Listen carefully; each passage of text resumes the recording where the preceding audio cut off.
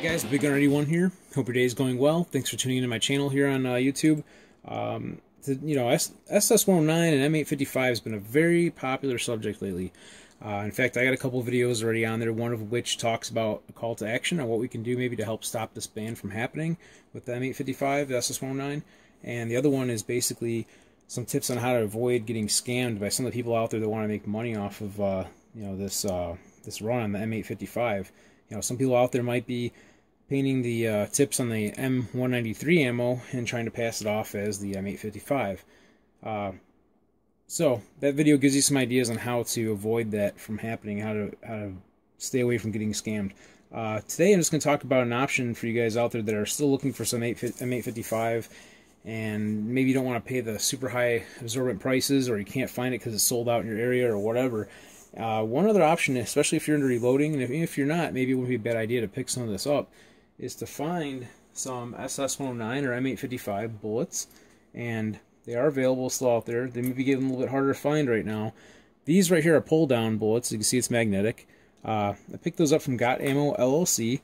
You'll see the link in the bottom in the description below the video. Go check the company out. Got Ammo LLC. They sell a lot of great products. They do carry some reloading stuff. Brass and bullets mainly. They don't ship powders and primers at this time, but maybe they will in the future. They got a lot of nice firearms and accessories and things, so definitely check them out.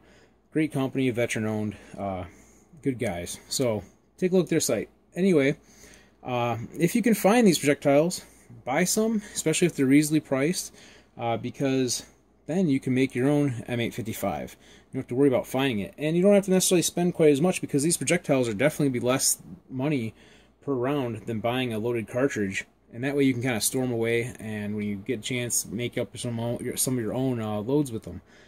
So that's an option. Just wanted to bring that to your attention. But as you can see, these particular projectiles, as with most of the SS109 and M855 projectiles, don't have any green paint on them, so they're not technically green tips, right?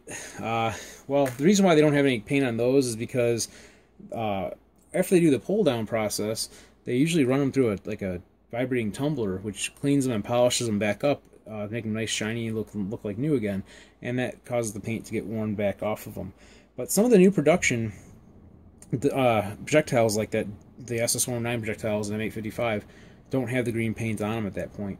Many different countries don't use color-coded identifier on the ammunition itself to let you know that it is an M855 or SS109 style projectile. So, if you are going to make your own and you want to do the painted green tips on them, this is basically an idea on what you can use to do that. Well, first off, in my hand here I got two different actual M855 rounds here. The one on my right here, this is a Lake City cartridge. It has Lake City brass, made here. And this one is a PMC cartridge.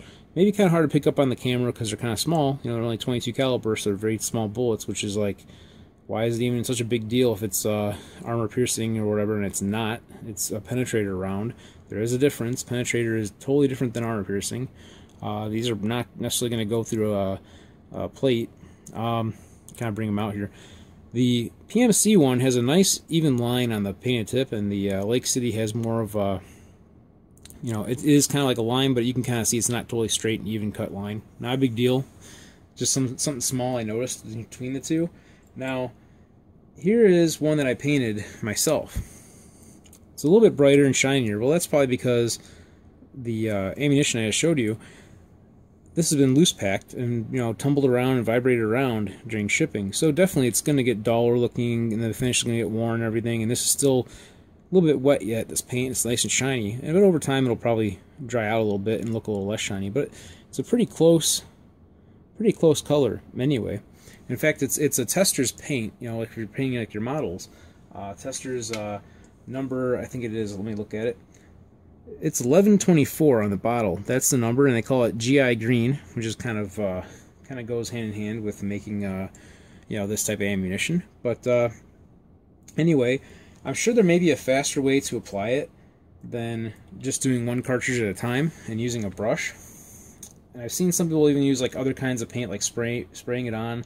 You could probably even use, well, you can use this paint in an airbrush. You thin it and everything and use it like an airbrush, spray it on.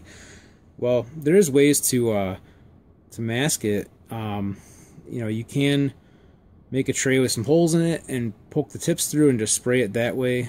That's an option.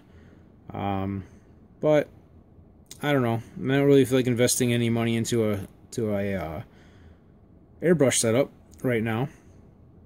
One other idea I saw, which I thought was kind of cool, and this may work even as the best option, is to take like a Sharpie, maybe not a black Sharpie though, maybe a green Sharpie, basically make a hole in the back so you can dump paint into it, cut the felt tip on it, and then you can actually just go ahead and, you know, press the bullet tip into the tip of the pen there, and that'll give a nice even coat because it's already like a predetermined depth. You just basically blot it right onto the cartridge, or onto the tip of the bullet. That's a thought. I'm going to interrupt my own video here real quick. So after I got done, you know, filming this first part of it, and I was kind of thinking of other ways to apply this paint a little faster and a little more even, I ended up thinning the paint a little bit and basically just dunking the tips right into the jar and then lightly dabbing them against the side of the jar to get the excess off. And you don't want to thin it too much because then the paint just runs all over the place like water. But that seems to work pretty well. Nice even coat. Again, this is really extra shiny because it's wet. You know, it's wet paint, but it's much more even line. So yeah, I think that might be a good method. Anyway, back to the rest of the video, guys. Again, I'm not going to give you any powder charges or anything like that on this.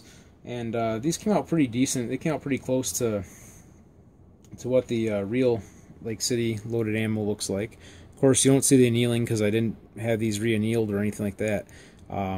But you can get the brass that's already annealed and has the, you know, discoloration on the tip of the cartridge or the case itself. But I did use Lake City brass. You might notice too that the cantilever looks like it's in a different position. Well, my brass here is trimmed a little bit thinner than the brass here, a little bit shorter, I should say, than the brass on the Lake City.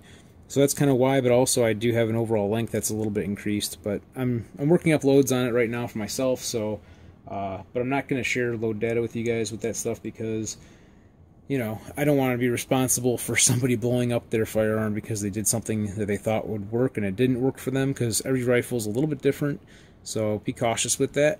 But there's plenty of information out there on the internet to kind of give you an idea where to start with it, and that's all I can pretty much say on that. So, so next time, go out and have some fun shooting.